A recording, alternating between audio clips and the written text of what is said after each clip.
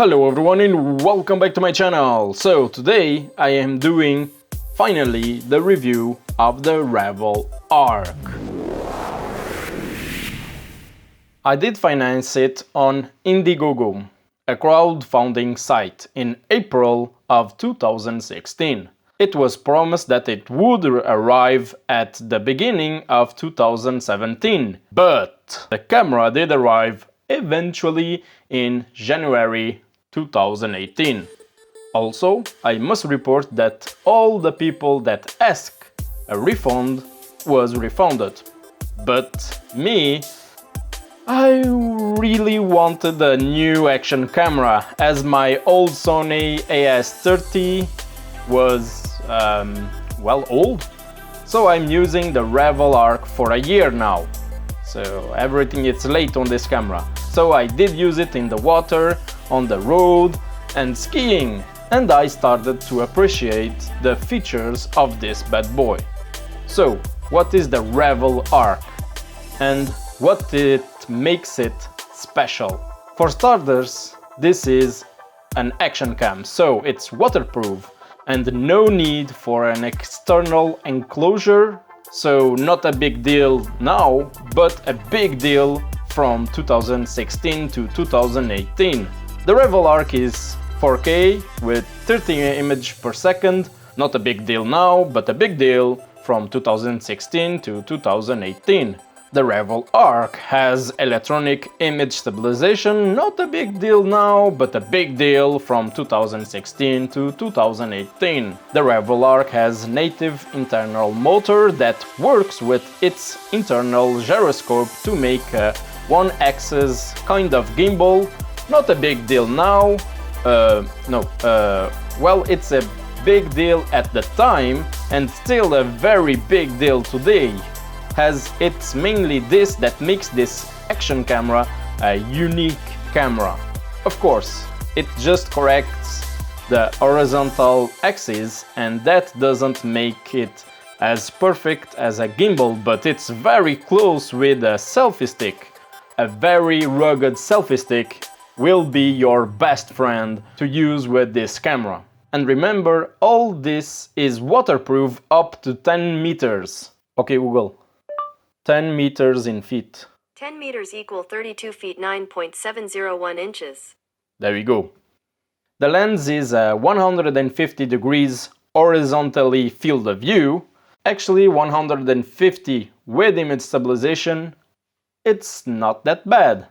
It has some lens distortion, a bit weird lens distortion, as it's excellent on the center and 2/3 of the image, and so on the edges. These action cams all suffer of a bad fisheye distortion, but in this one it's better than the competition. One thing to notice as well is that it doesn't have a microphone input or an HDMI out. So the good stuff, the image quality, homie, the image quality, it's so good. It's a very crisp and sharp 4K. It's very impressive because this lens is sharp and it isn't from Zeiss or Leica collaboration. It's amazing. The Sony sensor, it's the standard for 4K action cams like this, but for long recordings it's a good idea to get a big micro SD card.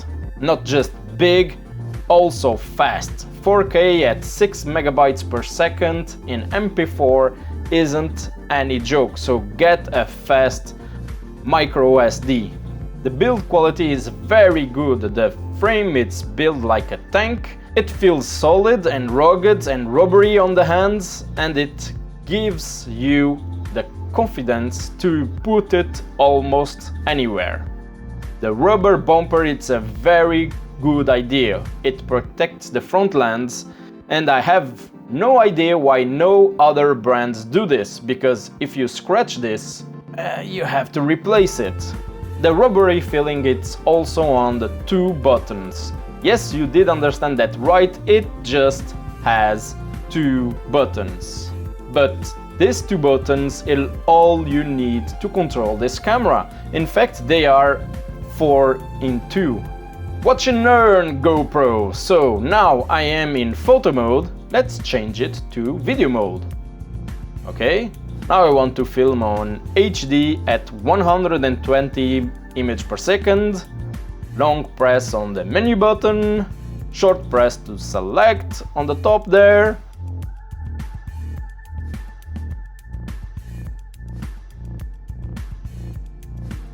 And boom! How simple is that?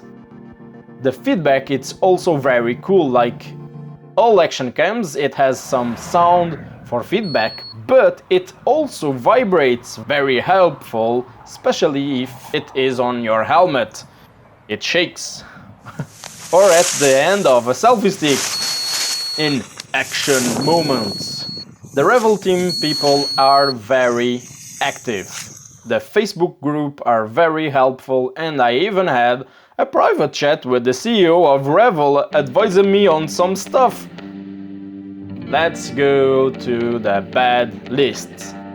This camera, it's very heavy. For an action cam, is very heavy. 224 grams, just the camera and the motor.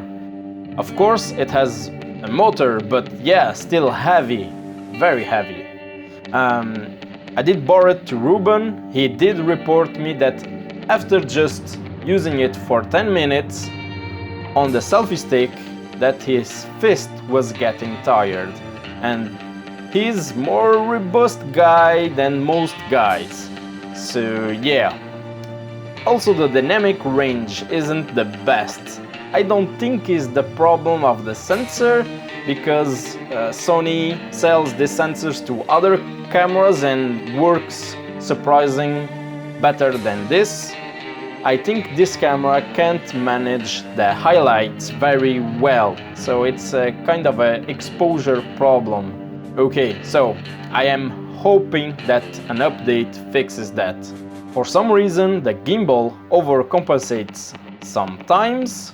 So yeah, and if you use it on a very shaky machines, nope, it won't work properly. Talking about the gimbal, why it doesn't work to take a picture. Okay, maybe we'll shoot a bit too late, but an option on and off for horizontal correction on photos would be a great feature. About the front lens, I did scratch it. I guess I don't treat very well action cams in general, like everyone that has an action cam does crazy stuff, but this is the first time that I did scratch a front lens, and I did use Sony action cams and GoPro's action cams, and this is the first time that I actually scratched the front lens. Put a better glass in front of this, come on. And I have to talk about promise, and promises. So I'm still waiting for some features updates. Yes, Revl team it's small, but there is a lot of stuff missing that they talked about while doing the campaign in Indiegogo. So come on, especially because I am an Android user and the advertised smart camera isn't available. So it's not really a smart camera, it's a smart editing that uses the gyroscopic shakiness and other stuff to make a cool video. And also in Android, the basic isn't available, like the exposure compensation. That would be a very important thing to have, please. The camera records the G-force, that is a very cool. And you can add a marker on the video, very cool feature, but nothing of this is visible on a traditional video editing software. I want to see my marks on the video, so it exports two metadata files that you can't really do nothing with it. Finally, one of the big sins is the battery life. They don't last long. It lasts around 1 hour and a half. That comparing with a Sony action cam, it's about 2 hours, but still it's not. I imagine that the gyroscopic sensors and the motor eats a lot of battery. So yeah. Even worse is in colder days. While I was doing some skiing, the batteries stopped working at 40% of battery life. Another problem is the audio. I can clearly hear this tingling. Is this from the motor or what? Also, it has no wind cut filter.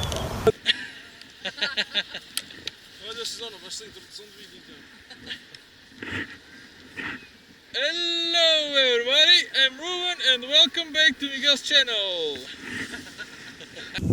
Hello everybody, I'm Ruben and welcome back to Miguel's channel.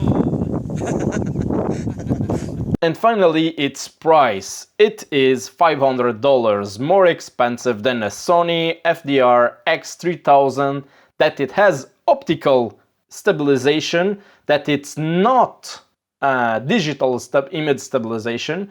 In 4K, it can record 100 megabytes per second.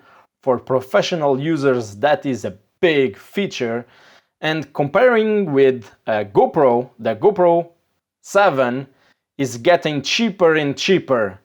Very appealing. Let's transition to the conclusion. Well then, I like this camera a lot. It can deliver so much cool stuff. Using it with a selfie stick and almost like a gimbal camera, it's awesome. But it's so hard to advise it to people. I am a strong believer that it has its place on the market, but I feel that this camera is like a competition car. It has a loud exhaust pipe, no climatization, no radio, no heating, no sound dampening, no electrical windows. Actually, the windows doesn't open, but it's so good at racing.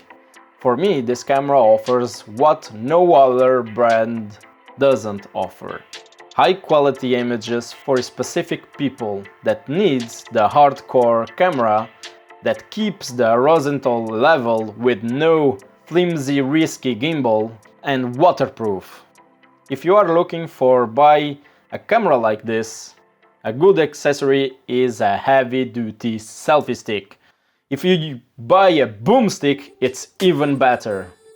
This camera is out for a long time now, and by the feedback, I imagine that the Revl team has a really good idea on what to improve on this camera. Stuff like 4K at 60 FPS, better sound quality, that honestly I don't care because we never use the sound from the action cameras, it's pretty damn rare. At least at my experience in the professional world, and other stuffs like that. Revl, if you are watching, here is an idea that I am having for quite a long time.